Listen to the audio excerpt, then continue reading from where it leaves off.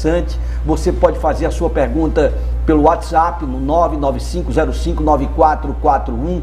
Nós vamos falar sobre o novo normal e os seus desafios, né? Os desafios do novo normal, né? Tanto do ponto de vista trabalhista, urbanístico, né? De cabeça, o que muda, né? Nessa nova realidade que nós estamos tendo que conviver no dia a dia. Para falar sobre este assunto, nós convidamos especialistas de diversas matrizes, né, de diversos campos aqui. E você vai poder fazer perguntas, tirar suas dúvidas o tempo todo aqui no programa.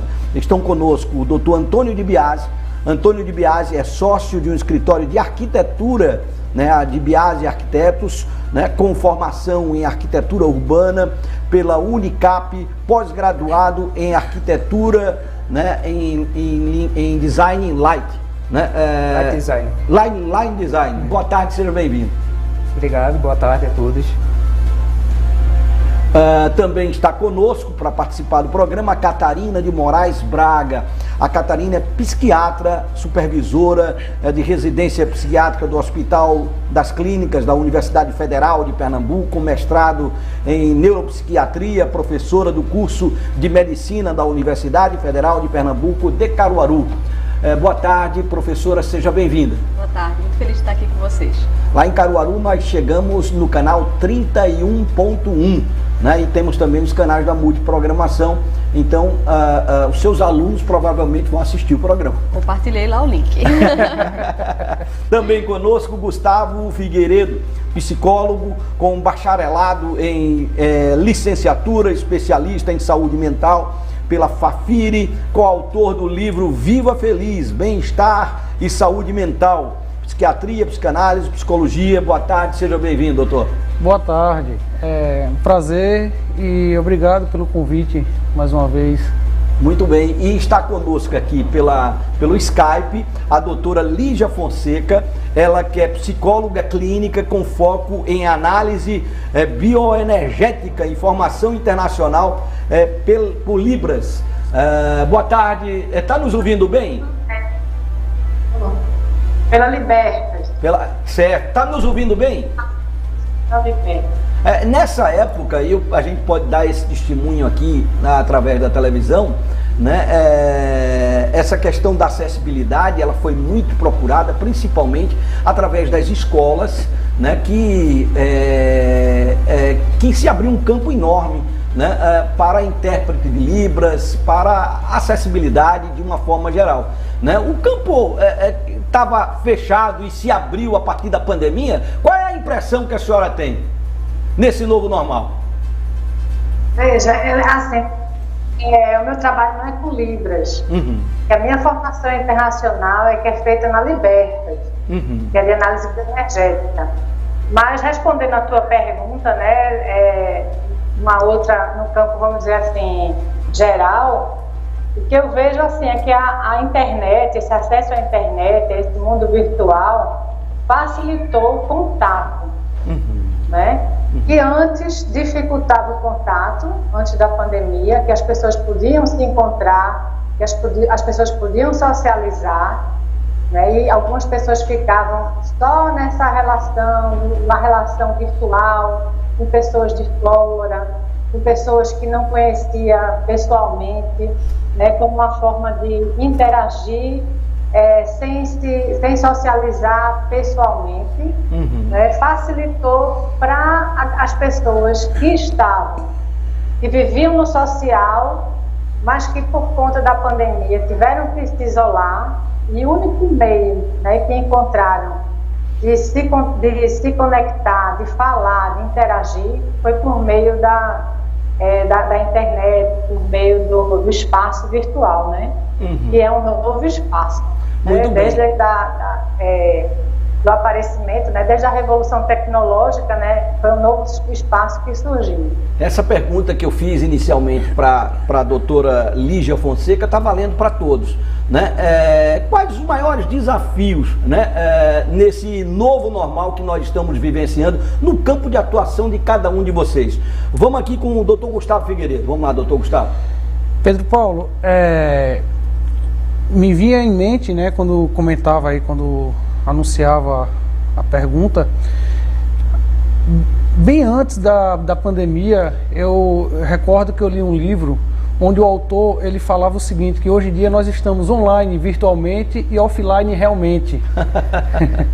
Né? Então, esse novo normal nos deu a possibilidade, nos deu a oportunidade de nós nos reinventarmos, né, de uma forma, obviamente, estimulada pela pandemia, onde cada um teve que buscar a sua forma de poder encontrar, através do bem-estar, de tentar aspirar a sua vida de uma melhor forma possível. Uhum. Mas só está sinalizando aí o lado positivo e tem também o lado negativo. Eu vou dar um exemplo aqui, né, da juventude, dos jovens de uma forma geral.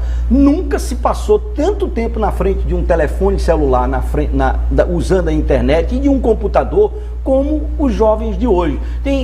Se antigamente aquela regra de todo mundo com o celular na mesa para ninguém usar na hora do jantar, né? Isso não vale mais, porque esse jovem vai para a mesa com o celular, sai da mesa com o celular, acorda com o celular, vai dormir com o celular do lado. Isso não traz nenhum transtorno mental na cabeça dessa juventude que está tendo aula online, está tendo que acompanhar, até as conversas, socializar online com os amigos, com grupos que até você nem conhece, mas está lá socializando no dia a dia, doutora Catarina. É interessante a gente pensar que hoje em dia o celular não é só um celular, né? Mudou muito, é até difícil a gente comparar, porque o que é que um celular é hoje? É computador, né? Tem o mundo inteiro ali de informação, de acesso a todo tipo de conteúdo. A gente usa o celular inclusive para trabalhar, as crianças usam para estudar, para ter acesso ao colégio, para ter acesso aos professores. Então o celular hoje está muito para além simplesmente de um instrumento de lazer. E na pandemia foi, para muita gente, inclusive imagino para muitos de nós também, o link que a gente tinha com o resto da humanidade, né? Em vários momentos. Então, eu acho que a gente precisa entender também o papel da internet, do celular, das redes sociais, que acabou ocupando também um espaço de interação, né? Que eu acho que é uma coisa que a gente provavelmente vai falar bastante hoje, como essa interação vem tomando forma nesse contexto das redes sociais, que em certa medida não é de todo mal, mas que a gente precisa ter atenção para isso, porque, enfim, tem uma série de questões, essa pontuação de que às vezes os pais não sabem muito bem o que é que está sendo conversado, que grupo é esse, que ambiente é esse virtual que o jovem está, mas também para a gente refletir, né? A questão das fake news, da gente não saber muitas vezes filtrar uma informação que é verdadeira, uma informação que não é, a gente às vezes não saber se expressar nas redes sociais. Então às vezes eu mando uma mensagem de um jeito, a pessoa lê e interpreta em outra entonação. Então, enfim, é muito complicado e eu acho que a gente ainda está aprendendo bastante, porque com a pandemia isso se acelerou, né? Eu acho que foi todo mundo pro virtual, até por uma questão de necessidade, e isso vai trazer naturalmente repercussões tanto positivas quanto negativas. Que a gente hoje o médico é virtual, o professor é virtual, o amigo é virtual, tudo é virtual. O arquiteto é virtual também. O arquiteto também. Como é que o arquiteto virou virtual? Olha, Pedro Paulo, assim, a gente teve que se reinventar, né, nessa pandemia, né, a procura, né, das pessoas, as pessoas tinham medo, né, é natural uma pandemia, né. O processo da arquitetura também acontece, já aconteceu isso também urbanisticamente, as pessoas saindo de Recife, mas as pessoas tendem a procurar meios para se comunicar, para fazer o contato inicial com o arquiteto. Então a gente faz a primeira tratativa online, a gente faz essa parte de briefing online. Então a gente tem que se adaptar para essa questão nova da sociedade. A gente tem que estar sempre antenado para atender o cliente da forma que é possível e o mais rápido, né, o que ele se sente mais confortável. Essa é uma realidade que chegou para ficar, né? Hoje se fala mesmo voltando com a retomada, né, o virtual ele vai permanecer durante muito tempo. Agora mesmo está se falando numa nova cepa aí, está todo mundo apavorado, com medo, né? Até vindo o almoço agora, na conversa, o almoço inteirinho foi em cima dessa questão da nova cepa, né? E se dizendo o seguinte, olha, é inevitável, o Brasil vai ter gente com essa nova cepa. Se ela vai ser tão devastadora como foi a Covid-19, é outra história, né? Mas que ela vai chegar aqui no Brasil, vai. Já houve uma outra cepa que não foi da África, né, que foi detectada em outro lugar, mas que não chegou aqui no Brasil com tanta força, né? A gente reza, ora para que isso aconteça dessa forma, mas todo mundo fica preocupado numa situação como essa. É uma realidade que não tem retorno, essa questão da virtualização dos processos? Eu acredito que sim. Inclusive, há um tempo atrás, eu li uma reportagem do Silvio Meira, né, que é o idealizador do Porto Digital, onde ele retratava ali que coisas que nós iríamos só nos depararmos daqui a 5 anos foram antecipadas. Né? A gente está vivenciando agora, né? Justamente por conta desse estímulo pandêmico. Né? Então, eu acredito que muita coisa veio para ficar. Falava na questão da possibilidade da nova cepa ou não, mas o que me lembrava também é na questão econômica. Né, está sendo sempre pontuado a questão dos serviços híbridos, inclusive, né, nos órgãos públicos, porque foram percebidos que a economia, né, que isso vem gerando, né, em alguns setores aumentou inclusive a produtividade, né? Justamente. Então, eu acredito sim que veio para ficar. O triste é por conta da forma como veio para ficar, né? Que isso deveria ter sido de uma forma natural, né? De uma forma benéfica. Eu digo triste porque, assim, ceifaram muitas famílias, né? Muitos empregos, né? Muitos empregos, vieram muitos sofrimentos para que nós pudéssemos adentrar nessa nova realidade, desse novo normal. Tá franqueada a palavra, quem quiser fazer uma colocação, doutora Lígia, doutora Catarina, pode falar, doutora Lígia. Fazer uma colocação, né? É triste, mas parece que esse espaço virtual, né? Ele trouxe para a gente, como vocês já disseram, uma possibilidade de encontro, uma possibilidade de afetividade e até mesmo, por exemplo, do trabalho remoto que eu faço, que eu estou fazendo, que foi possível, que no início teve muita resistência por parte dos pacientes, eles não queriam ser atendidos remotamente, né? Principalmente alguns adolescentes que têm... que passam por uma dificuldade de aceitação da própria imagem, eles tinham medo, eles se angustiavam quando se viam, né, na tela do celular ou do computador. Então eles não queriam ser atendidos assim. E isso depois passou, porque eles precisaram, né, outros pacientes também precisaram e retomaram os atendimentos. E hoje é interessante, porque eu estou atendendo gente que mora no interior, eu atendo gente que mora em outro estado. Tem uma pessoa que eu estou atendendo que está fazendo intercâmbio no Canadá. Isso antes era impossível, né? O Conselho Federal teve que se adequar a isso. A gente teve que fazer uma inscrição para poder ser aprovado e ser autorizado a atender online. Então, assim, e outra, eu ia muito à escola para falar sobre uma criança que eu estava atendendo, né, para a psicóloga da escola. Agora a gente não precisa mais, eu não preciso me deslocar até a escola. A gente agora está fazendo a reunião virtual, a gente faz online. E aí a gente conversa. As minhas supervisões estão sendo feitas online. Agora é que a gente vai começar, por causa de dezembro, que está tudo melhor, para a gente fazer uma confraternização. Aí a gente vai se encontrar, mesmo assim, com todo o protocolo de segurança para evitar qualquer tipo de contágio.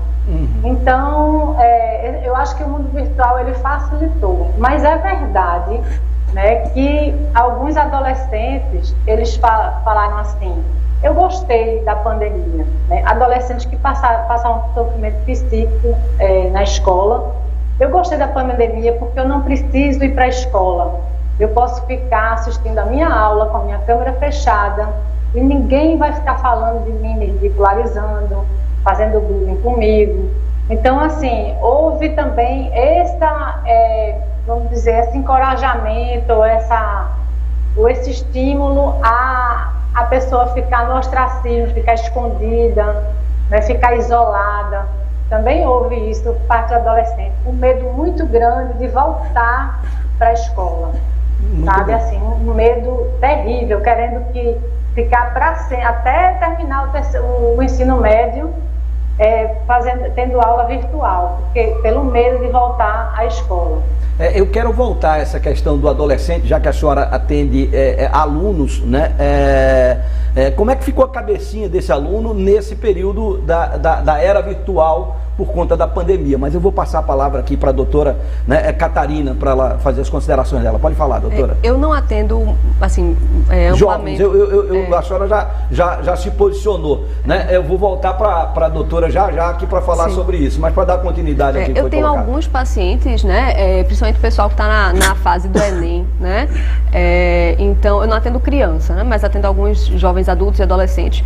E, enfim, observei inclusive isso também, essa questão de, muitas vezes, a volta para o presencial ser muito difícil por conta, às vezes, de quadros de fobia social, que às vezes estavam mascarados mesmo. No dia a dia a gente não tinha, às vezes a criança está vivendo aquilo ali, nem tem nome, nem chama de nenhum nome, e ficou mais evidente no contexto da pandemia.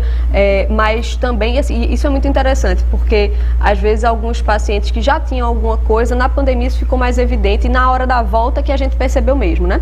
Por isso que eu acho tão importante espaços como esse, que a gente possa falar sobre isso, para os pais compreenderem muitas vezes, que estão aqui assistindo a gente, que não é birra, muitas vezes são questões, são transtornos que precisam ser tratados adequadamente, né? Tem empresas, doutora, eu não falo nem só da juventude, não, tem empresas que estão com dificuldade de voltar às atividades normais, porque os profissionais não querem. Eu acho que a senhora colocou, identificou de uma forma muito cirúrgica a questão da fobia social. Sim. Nós estamos vivendo isso hoje, a fobia social, para muitas pessoas que estão com medo de voltar a um ambiente de trabalho presencial, né? E preferem ficar em casa, né? Está em discussão hoje a demissão por justa causa por quem não quer voltar, e mesmo assim muita gente não quer voltar.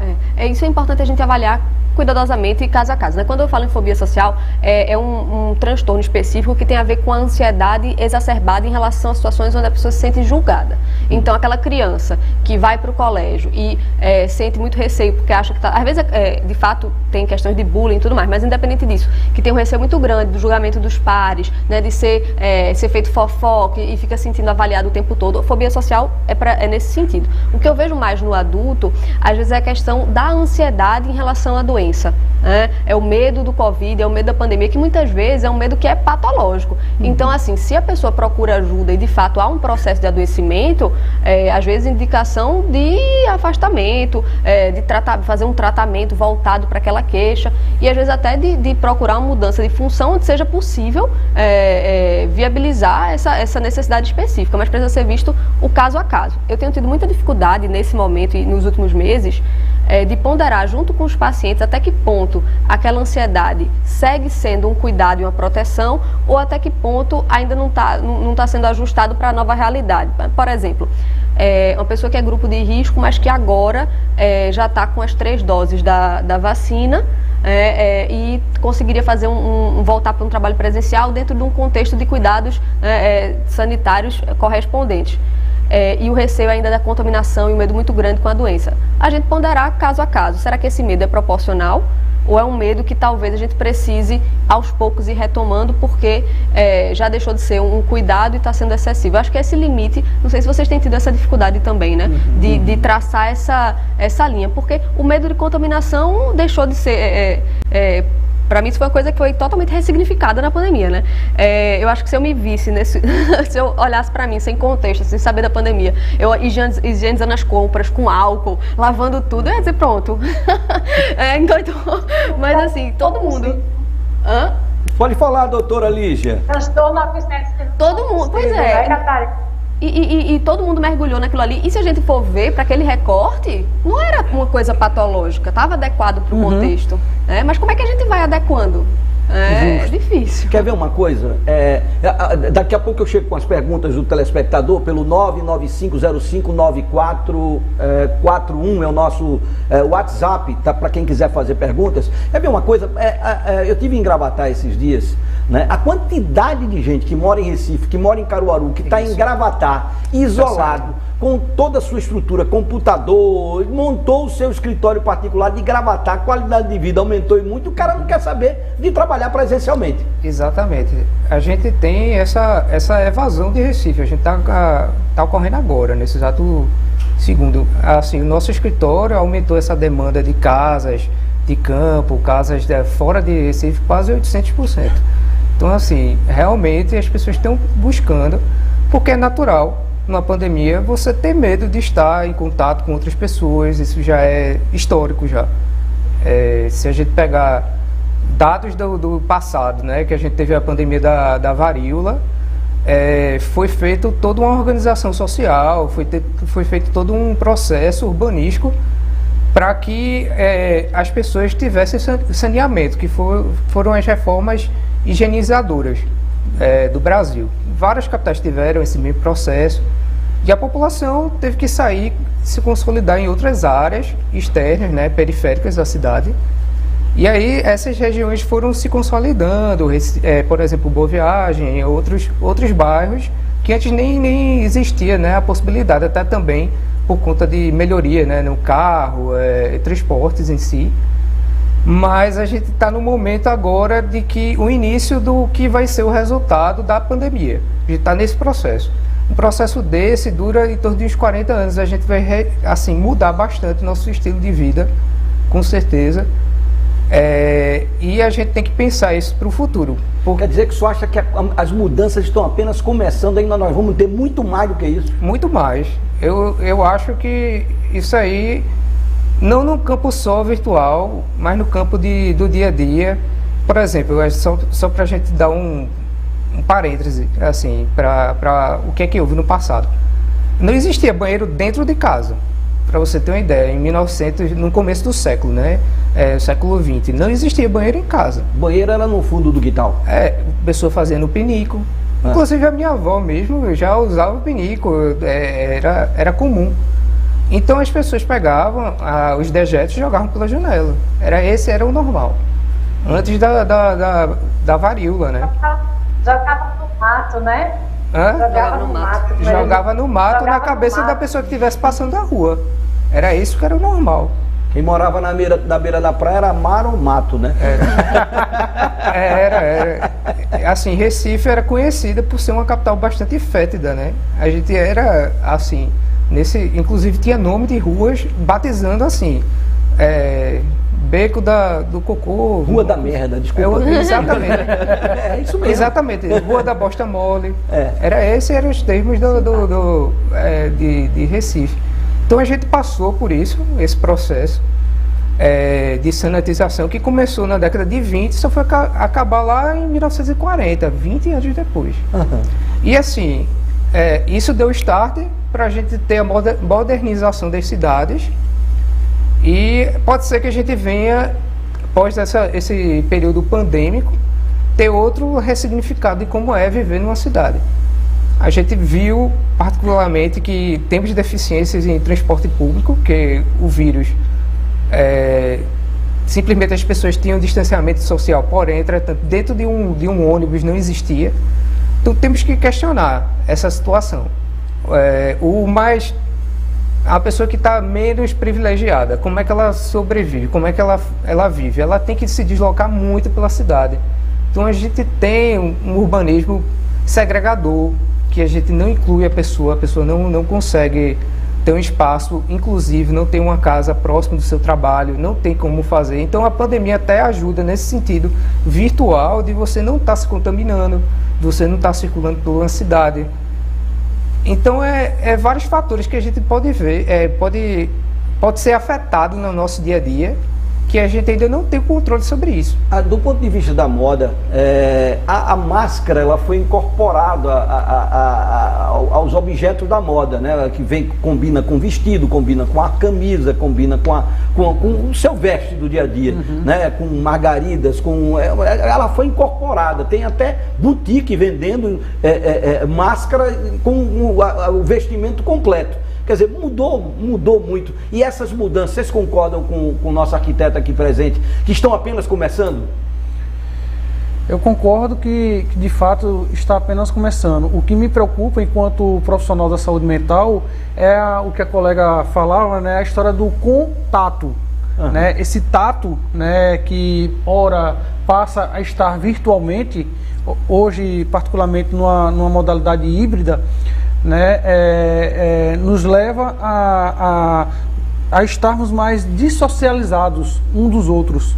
Né? E enquanto questão humana, isso me preocupa, porque nós, seres humanos, fomos existidos para poder estarmos em contato com um e o outro. Né? E o mundo virtual, ele nos oferece isso, mas não de uma forma real. É errado, por exemplo, a gente entender que aquele grupo que se faz, né, dentro do computador, né, para uma reunião, para um seminário, para uma conversa de amigos, aquilo ali é uma forma de socializar. Está errado o entendimento? Eu não diria de fato errado, né? É mais uma possibilidade. O que eu não concordo é a gente migrar, deixar de viver de fato aquela situação de uma modalidade real para estar apenas no virtual. Enquanto profissional da saúde mental, isso me preocupa porque a gente vai deixar de viver o aqui e agora, né, através do tato, através da comunicação, né, e isso poderá nos levar a voltarmos a uma era primitiva, né, enquanto constituição humana. Doutora, está franqueada a palavra. Vamos lá, doutora Lígia, vamos a senhora aí agora. Eu acredito que nós, como seres humanos, né, vamos dizer assim, que temos, não vou dizer normal, mas que somos saudáveis, a gente tem uma necessidade de contato. Eu acho que essa necessidade de contato, ela não vai ser extinta por causa do mundo virtual. Agora, como bem disse Catarina, como é que eu vou dizer, ela mostrou pessoas, né, que têm a fobia social, que não se imaginava que chegava a tanto, isso muito no meio dos jovens, dos adolescentes, né, justamente por conta, não digo que por conta do virtual, mas pela forma de estrutura da família, de como ele foi, da história de vida dele. Hoje a gente não tem mais o brincar na rua, hoje a gente não tem mais Pode falar, doutora. Então, essa coisa de internet, né? Deu uma travadinha lá. Eu acho que a gente precisa se preocupar, não isoladamente com a questão do online presencial, mas muito na qualidade dessas interações. Porque pode ser completamente diferente. Pode ter 2 reuniões online e serem experiências totalmente divergentes. Eu dou aula, né? Uma coisa é quando você está dando uma aula online e está todo mundo com a câmera fechada e você sozinho falando aquele conteúdo. Você não sabe quem está ali do outro lado, você não sabe se tem alguém ouvindo, você não sabe, não tem um feedback, é uma tristeza. Eu já peguei minha filha algumas vezes com o telefone do lado, falando com a colega e a aula rolando aqui. Olha, pensa que me engana. Gazeando. E aí, isso... Oi, doutora, pode falar, doutora Alice. Acontece aula presencial também, isso é real. Mas no presencial, normalmente a gente tá de olho. Mas assim, então esse tipo de interação não tem comparação com uma aula presencial em que, no mínimo, se a pessoa estiver fazendo outra coisa, viajando, a gente chama atenção, né? E não é nem por mal só, não, porque também chega um ponto que a gente está esgotado. Quem aguenta mais, né? Muitos jovens e, enfim, mesmo universitários, a gente está vivendo tudo, interagindo tudo online o tempo todo, não tem hora que cansa. Então, não vou também dizer que é tudo culpa dos meus alunos, não. Eu não julgo, não, eu compreendo. Mas é totalmente diferente de uma experiência em que você está com um grupo menor, sem slide, todo mundo com a câmera aberta, discutindo um assunto em tempo real, todo mundo se olhando, é outra experiência. Então, isso é possível também no ambiente virtual. Então, acho que não é só a questão do ambiente virtual, mas é como ele está sendo utilizado, qual a proposta daquele ambiente. E isso é uma coisa que muitos professores precisaram se reinventar e, às vezes, sem as condições e sem um treinamento adequado para isso. Porque a gente foi fazendo enquanto ia acontecendo, né? Tanto nas faculdades, mas nas escolas também. E aí também tem toda uma dificuldade também do ensino público, né? É totalmente diferente a experiência que a criança que estuda num colégio da rede privada e de uma criança que tem dificuldade de acesso à internet, que às vezes não tem um computador, tem um celular, poxa, essa experiência no contexto da escola pode ser completamente diferente a depender. Eu vi um debate esses dias na CNN, né, falando exatamente um dos desafios que esse novo normal deixa é o repensar da escola. Né? Que hoje em dia você tem muita matéria, matemática, português, geografia, que são matérias importantes, mas o uso prático para o dia a dia da maioria dos alunos, ele praticamente acaba ficando obsoleto. Quando, na verdade, a escola poderia estar preparando os alunos para a vida, para o enfrentamento ao mercado de trabalho, para o enfrentamento às questões do dia a dia. Por exemplo, na hora de falar de uma redação, ao invés de mandar escrever sobre um determinado tema, explicar o que é o uso prático daquela redação no dia a dia. Né? Para que eu vou usar uma redação? Né? Aí ele explicar exatamente como ia funcionar a redação, para que os alunos não entendessem aquilo no dia a dia como uma imposição do professor para com eles, mas uma necessidade que ele teria para utilização isso no dia a dia da vida dele. Né? Isso é um dos legados desafios desse novo normal que está por vir, que já está acontecendo, né? Eu cortei a doutora aqui na hora que caiu a internet. Não sei se melhorou a internet lá, doutora Lígia. Eita, agora tá sem áudio. Agora deu pau. Né? Um dos legados da internet é melhorar a qualidade da internet no Brasil. Os governantes pensem nisso. Mas vou dizer. Eita. Oi. Vocês estão me ouvindo? Agora. Ah, que bom. Pode falar, doutor. O telefone tocou, por isso que caiu. Ah, sim. Ah, tá bom. Vamos fazer o seguinte, vamos rápido intervalo, daqui a pouco a gente volta com o debate na Nova, as perguntas dos telespectadores pelo 995059441. Já a gente volta.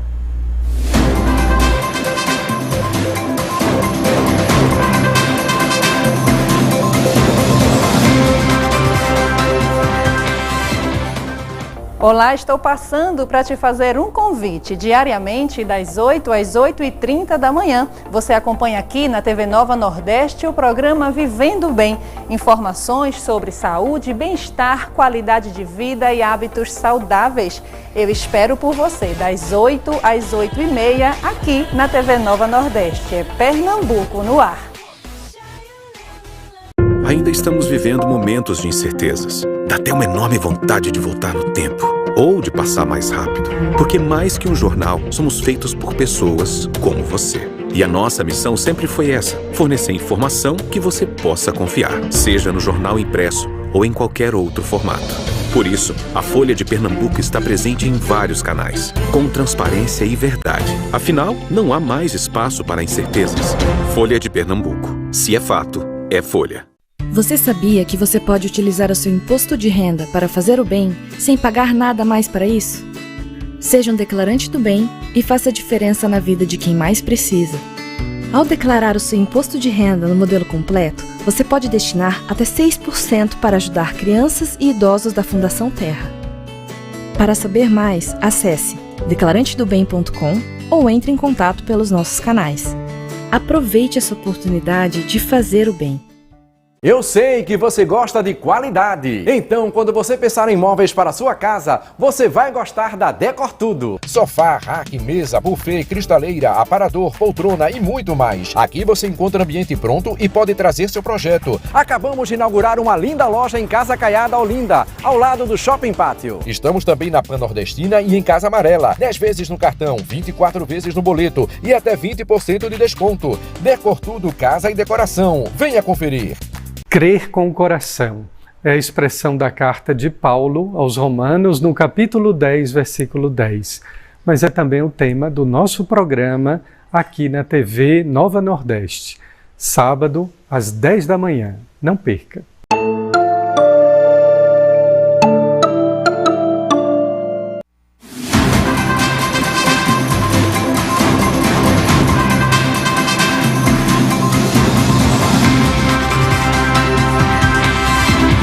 debate na 9. Tem tanta coisa ainda pra gente falar sobre esse tema. A gente, na hora do intervalo aqui, foi só pescando as coisas. E aí a gente percebe que tem muitos caminhos ainda pra gente percorrer. Né? Dentro desse novo normal, quais os maiores desafios da humanidade, dos seres humanos. Né? É isso que nós estamos conversando aqui hoje, né? 995059441 é o nosso telefone, já eu vou para ele. Eu tenho ainda um Fala Povo, tem uns slides que a gente precisa mostrar aqui do arquiteto. Vamos primeiro pro Fala Povo, né? O que mudou na sua vida dentro desse novo normal? Qual o seu maior desafio? Vamos lá. Os especialistas falam muito em mudança de comportamento, mas na prática, o que mudou na sua rotina diária durante a pandemia? Meu amigo, na prática não mudou quase nada, né? Eu vivo normal a minha rotina, como eu vivia, agora, claro, né? Me prevenindo assim, à medida do possível, usando a máscara, higienizando. Aí venho aqui individual, dou minha pedalada da minha bicicleta aqui, venho aqui pra praia. Aí tem cuidado para não estar levando para a família, né? O que contrair. Aí tem que ter consciência e estar sempre no alerta, né? Porque a pandemia não passou ainda, né? Na minha rotina praticamente mudou muita coisa, né? Trabalho, né? Que diminuiu mais os valores, né? A rotina, né? O dia a dia e os demais que aconteceu durante a minha rotina, né? Durante a pandemia mudou muita coisa. Primeiro, ficamos mais em casa. Deixamos de ir para lugares que tinha muita gente. Eu, particularmente, faço exercício físico aqui na praia todos os dias pela manhã. É uma maneira de você não ficar estressada durante a pandemia. Olha como as coisas mudaram. A gente está ouvindo ali uma pessoa falar na beira da praia, usando máscara, e eu vi uma pessoa atrás dela usando máscara também na beira da praia, fazendo exercício físico.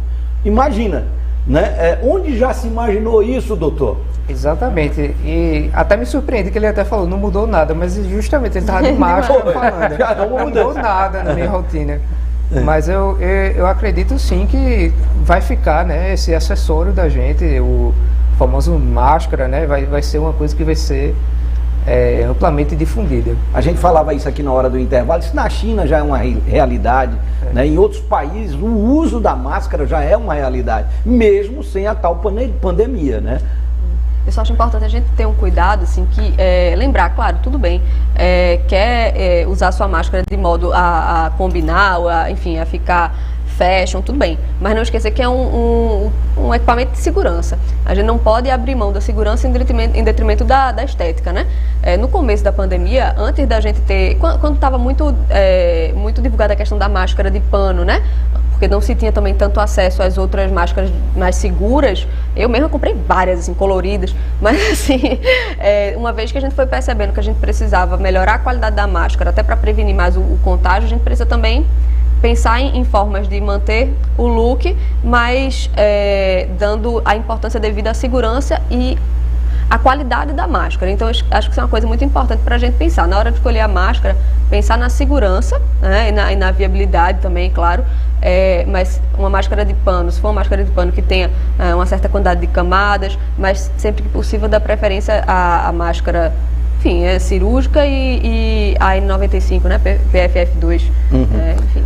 Tem um conterrâneo seu aqui, doutora, o Cleberson Lins, lá de Caruaru, está dizendo, a minha opinião é a seguinte, esse novo normal, cada vez mais aumentamos o número de colegas e menos o número de amigos. Já dizia certo teórico da educação, relações líquidas estão se acabando.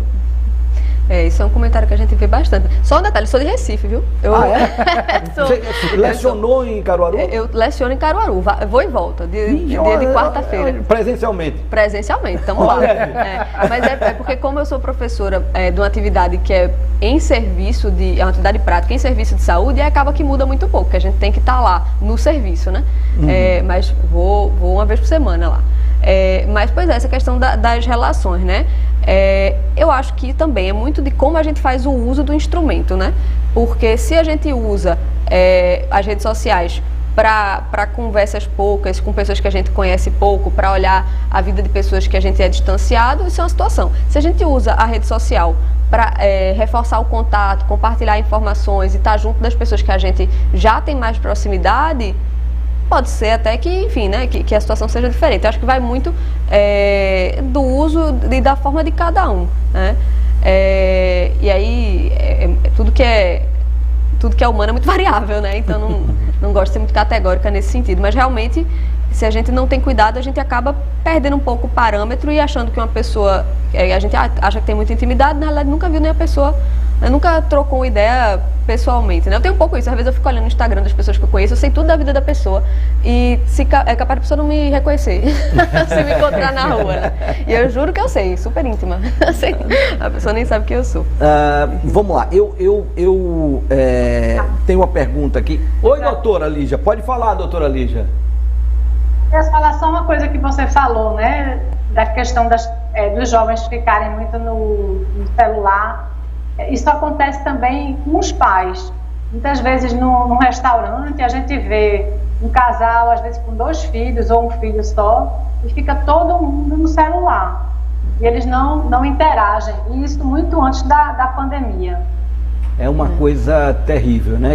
Você morando numa casa, vários quartos, você para se comunicar com seu filho, você tem que entrar no celular para poder se comunicar com o filho, porque você não consegue falar com ele direito no dia a dia. É uma coisa impressionante. Isso é uma realidade hoje vivida. É realidade.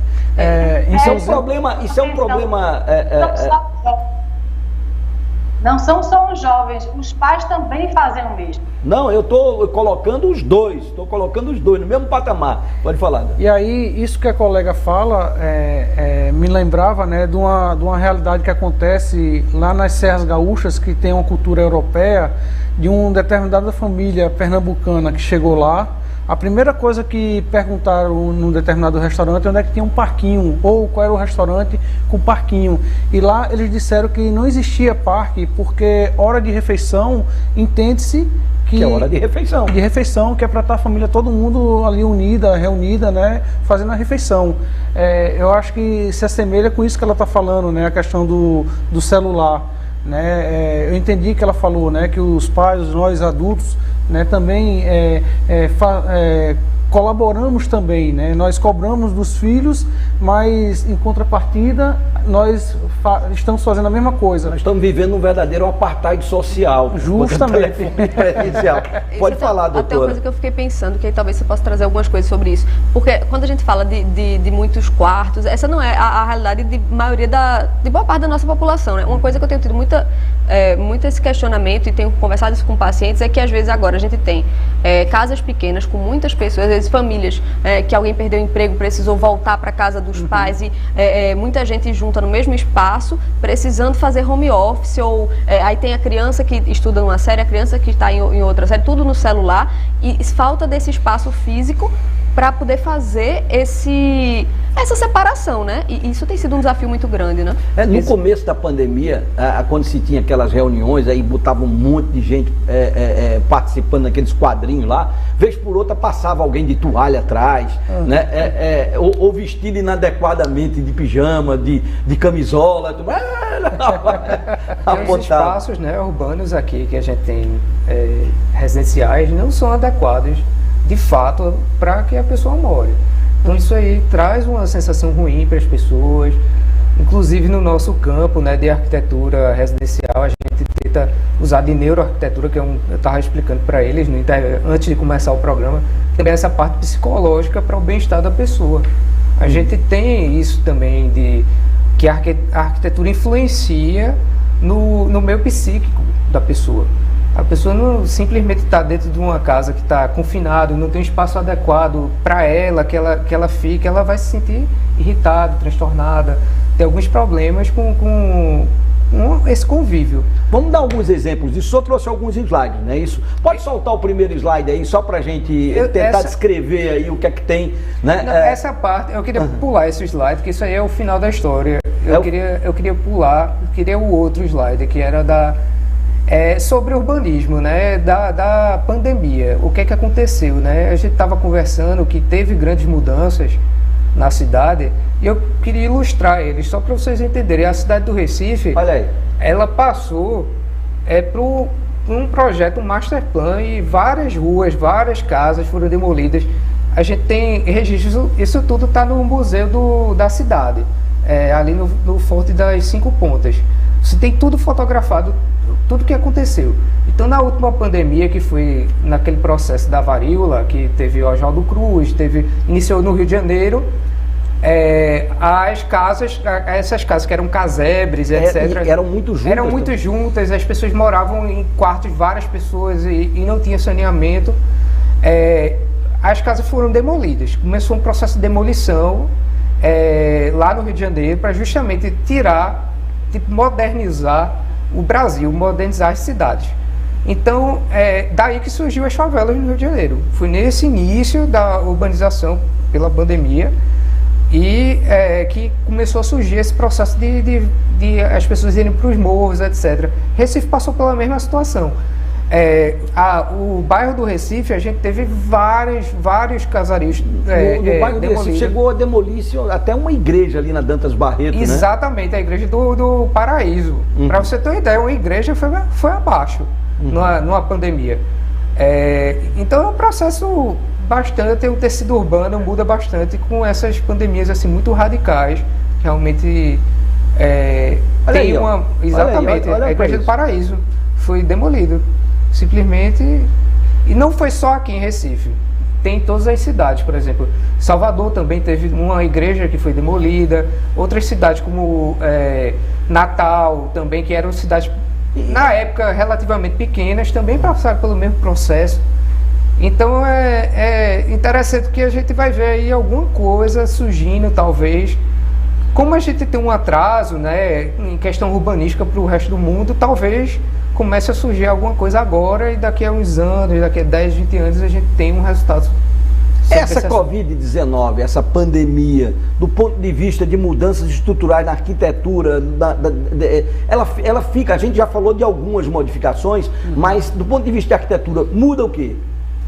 Olha, muda bastante, porque a gente está, como eu estava dizendo, nesse processo de saída agora, inicial de Recife, tá? A gente está nesse momento e as pessoas estão querendo... Caruaru... as pessoas estão querendo Alphaville, Aldeia, Gravatá. Inclusive, eu estava falando, a doutora falou a respeito de dar aula em Caruaru.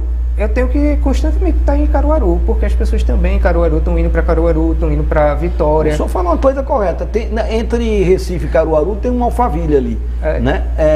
Até 2 anos atrás não tinha nenhuma casa ali, né? 2 anos para cá, você começou a ver um pipocado de casa, lá vai.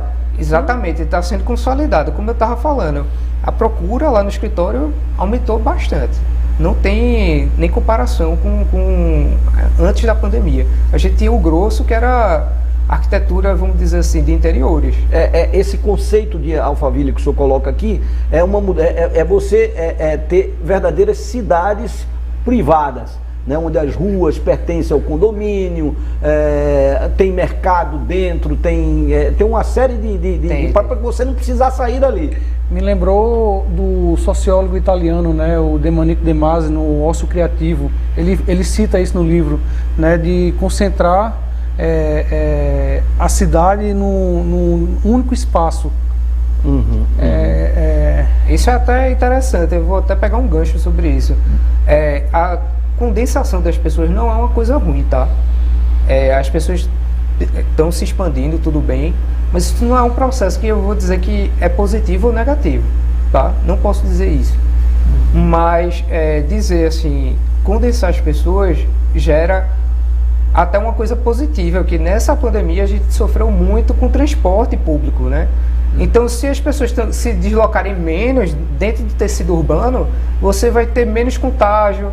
Então, isso é uma questão que você tem que sempre lembrar. Essa situação do Alphaville em si é uma coisa até um pouco ruim, teoricamente, porque você segrega o espaço urbano do restante das outras pessoas. É como se fossem pequenas cidades medievais, né, ali, né? Você tem um portão que entra só aquele moradores celestes. Tem uma pessoa que está falando exatamente sobre isso aqui na internet, 995059441, pelo WhatsApp, ela diz o seguinte: o novo normal, a gente precisa estar atento a esta linha vermelha que separa direitos fundamentais e inalienáveis do indivíduo, né, entre os opressores das mídias tecnológicas e a negação de corporações, né? É como se quem tivesse alguma condição pudesse morar em locais como esses, e quem não tivesse ficasse entregue à própria sorte. Aliás, o mundo está vivenciando isso.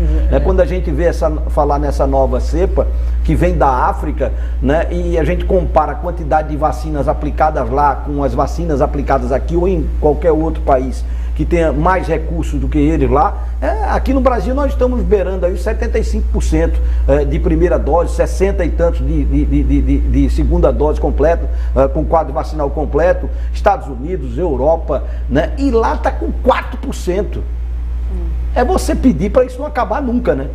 Porque você não tem como botar muros, né, que divida, não adianta bloquear aeroporto, não adianta, porque o que tinha para vir já passou. Já está por aí, está sendo investigado já. Por isso que a gente abriu o programa falando que é inevitável que isso venha para cá, né?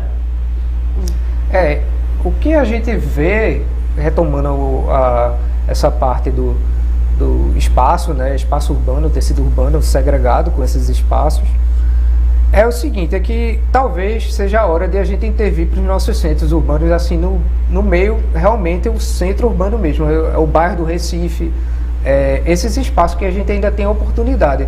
A gente tem o bairro de Santo Antônio, São José, a gente tem ali Santo Amaro, são bairros que estão subutilizados. Você tem um grande tecido urbano lá, prédios vazios inteiros, você pode passar pela rua, apenas ali decorativo mesmo, não tem nenhum uso aquele espaço.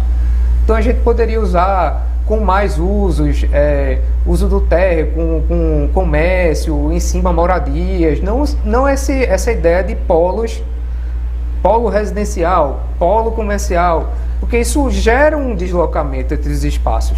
O telespectador que falou agora há pouco aqui, ele está pedindo, lê o resto, Pedro. Deixa eu vou ler aqui, né? Porque chega nessa época assim, você tem verdadeiras teorias de conspirações que começam a aparecer, você fica até assustado de dizer determinadas coisas, mas eu vou falar para ele não ficar zangado, né? Diz que com o aparecimento de megas corporações e governos para manipular a vida das pessoas, a pandemia deu oportunidade a gigantescos experimentos de controle social. Para refletir um pouquinho aqui. Assim. Eu não consigo entrar nesse mérito aí do controle social. A forma de segregar na moradia, de utilizar o virtual, o computador que pode ser rastreado depois para ver o pensamento das pessoas. É uma forma de controle social? Acho que não, né? Está exagerando. Eu acho assim, é aquela coisa, né? A gente, eu acho que na saúde mental a gente tem muito isso, de sempre tentar entender o que a pessoa quer dizer com cada frase, com cada termo, porque cada frase que a gente usa, quando está solta de um contexto, pode ter uma série de interpretações, né? Mas assim, então não sei o que é que vem sendo pensado nesse contexto e, enfim, acho que a gente, normalmente quando a gente está num tempo curto de debate, a gente precisa ampliar as questões e, enfim, ao invés de se limitar, né? Mas acho muito importante que a gente entenda também que algumas medidas que foram tomadas nesse contexto da pandemia, não sei se é disso que se trata, mas tem muito mais a ver com prevenção de contágio do que de controle absoluto, ou seja lá, o que for. Então, se a gente for pensar assim, no sentido do lockdown e da preferência, assim, por atividades em locais abertos, essas orientações sanitárias são medidas de prevenção e que inclusive são muito antigas, né? Quando a gente vai ler os relatos médicos das pandemias anteriores, a gente vê que a orientação era a mesma, lugar aberto, distanciamento, lavar as mãos. Isso é muito importante, isso não é nenhum experimento. Só teve até a revolta da vacina, né? Para você ter uma ideia. Estão vivendo a revolta da vacina mesmo, né? Não, aqui no Brasil mesmo. Teve com Oswaldo Cruz. Ah, sim, lá atrás. Lá atrás a gente teve a revolta hoje não, hoje nós temos uma cultura, tanto que nós estamos bem adiantados no processo. Mas infelizmente ainda... Apesar dos pesares. E assim, isso é até uma coisa que eu acho importante, a gente sempre que tem oportunidade eu faço esse apelo. Para quem não se vacinou ainda, vá se vacinar. Porque não é uma vacina vacina... Eu já tomei 3, se tiver mais 6 eu tomo. Olha, se me chamarem eu vou, não tem nem, já tô com o bracinho pronto para a próxima, mas eu já fiz minhas 3 doses e é muito importante. Eu vi até que tem alguns locais que estão fazendo agora sem agendamento aqui, né, em Recife. É importante que quem não se vacinou ainda não deixe de ir, porque, enfim, a gente só está vendo essa melhora de agora por conta disso, junto das medidas sanitárias todas, né? Então isso é muito importante de ser dito. E a vacina não é nenhum instrumento de segregação social. A vacina é absolutamente democrática. Vai quem se inscreveu ali e entra na fila do mesmo jeito, pode ser rico, pobre, vai e se vacina. Não paga nada, é de graça, né? Tem uma pessoa aqui, diz: Pedro Paulo, boa tarde a todos. Será que só no aspecto da medicina, de profissionais autônomos, de educação, classe média, houve uma evolução no que diz respeito ao novo normal? Porque as pessoas de baixa renda, ônibus lotados, educação, escolas fechadas e sem suporte de aulas remotas, houve abandono, né? Quanto ao lazer, parques e avenidas são impróprias, ou por falta de iluminação ou de segurança, onde a iniciativa privada pode ajudar, né, a sociedade a ter o retorno dessas atividades. Tem um outro telespectador aqui que mandou tem mais coisa aqui, mas o pessoal me escreve uma carta aqui, aí não dá. Outro telespectador diz o seguinte: olha, estão falando aí em festa de final de ano. Hoje, o prefeito do Recife já disse que não vai ter Réveillon, já anunciou que não vai ter Réveillon, né? O carnaval está sob avaliação de uma equipe de técnicos especializados, né? Por conta dessa nova cepa que está se falando aí, né? Mas houve essa separação? Sim, com certeza, né? As pessoas que, no sentido de acesso a tudo, né? A direitos fundamentais, acesso à saúde, a gente discutindo aqui alguns problemas de a questão de você ter vários quartos e a família não conviver. Tem famílias que é um quarto único para todo mundo estar junto. E aí, quais são as condições sanitárias nesse contexto? Como é que a gente fala em prevenção nesse contexto? A gente falar em lazer, como é que a gente pode ver a nossa cidade de forma a ter espaços de interação? E aí não acho que é tanto uma questão privada, mas questões públicas mesmo, de pensar na cidade como um ambiente a ser utilizado, né? Exatamente. A gente não tem no tecido urbano nosso, assim, espaços públicos que gerem atividade ao ar livre, por exemplo. Isso. A gente tem poucos, a gente tem a praia, tem a jaqueira, mas assim, pouco tecido verde no nosso sistema. Espaço, né? Aberto, ventilado. Espaço aberto, tudo.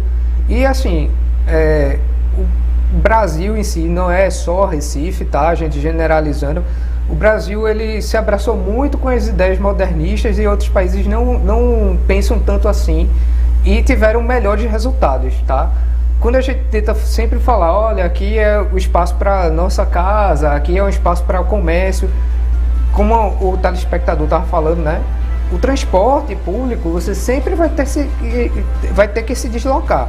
Você vai dar a hora do seu trabalho, você vai ter que pegar um ônibus, vai se colocar dentro de uma situação de perigo para chegar no seu trabalho e voltar. Qual seria uma solução? Simplesmente se todos assim, a situação agora no Recife é mais complicado, mas se todos os prédios tivessem sua zona de comércio, sua zona de serviço dentro do próprio prédio, seria mais fácil o deslocamento dessas pessoas. O que já começa a acontecer, muitos prédios estão levando a feirinha, a pessoa vai lá e comercializa a feira para todos os moradores do prédio. Acabou o nosso tempo já. Meu Deus do céu, gente, eu quero agradecer a vocês. Uma hora de programa, vai embora rápido, quando a conversa tá boa, né? Eu quero agradecer a vocês, o Antônio de Biasi, nosso arquiteto aqui presente, a doutora Catarina, né? Recifense, que leciona lá em Caruaru, né? E botou os alunos todos para assistir o programa. O doutor Gustavo Figueiredo, que também está conosco mais uma vez, a doutora Lígia Fonseca, muito obrigado pelo grande debate que vocês proporcionaram hoje para o telespectador da TV Nova Nordeste. É o nosso ponto final. O J. Ferreira está chegando aí com o seu programa, o J. Ferreira agora, né? À noite, às 8 da noite, tem o Adeval Barros, o Implacável, junto com a Fernanda Durão e o seu programa esportivo, o Jogo Certo, né? E no final da programação tem o Hugo Esteves e o Toque Hugo. E vem aí a nova programação. O pessoal está perguntando, mas não vai ter não, Pedro? Vai vai ficar mais forte ainda, né? Eu vou só dizer uma coisa aqui. Nós vamos ter, por exemplo, a volta para o jornalismo do Raul Santos, com o jornal Fato Novo, das 9 às 10 da noite. E vamos ter também o Arthur Tigre, que estava na tribuna até bem pouco tempo atrás, e vai apresentar o É Márcio. Um abraço para o Arthurzão, que está assistindo o nosso programa. Grande abraço, prazer em tê-lo aqui, né? Em breve na tela da Nova Nordeste. Um abraço a todos, se Deus quiser a gente volta amanhã às 5 da tarde.